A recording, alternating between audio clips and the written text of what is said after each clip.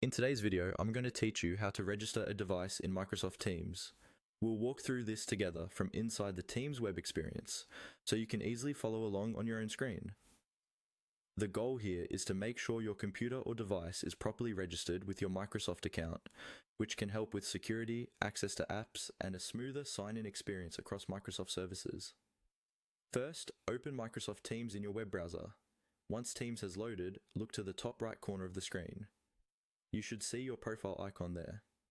This might be a small circle with your initials or a profile picture if you've already added one.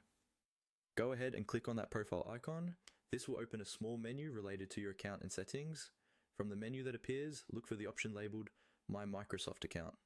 This option takes you out of Teams and into your main Microsoft account page, where all of your account details and devices are managed.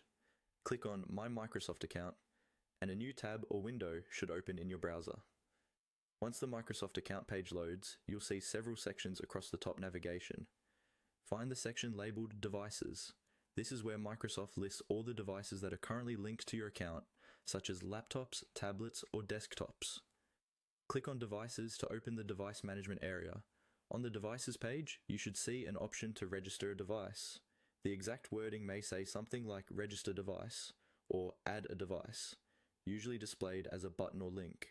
Click on that option to start the registration process. From here, simply follow the on-screen prompts. Microsoft may ask you to confirm that you're signed in with the correct account, provide details about the device, or verify your identity for security purposes.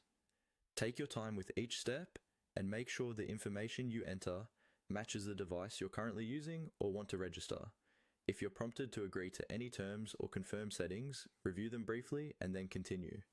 When you reach the final confirmation screen, your device should now be successfully registered to your Microsoft account, which will also be reflected when you use Microsoft Teams.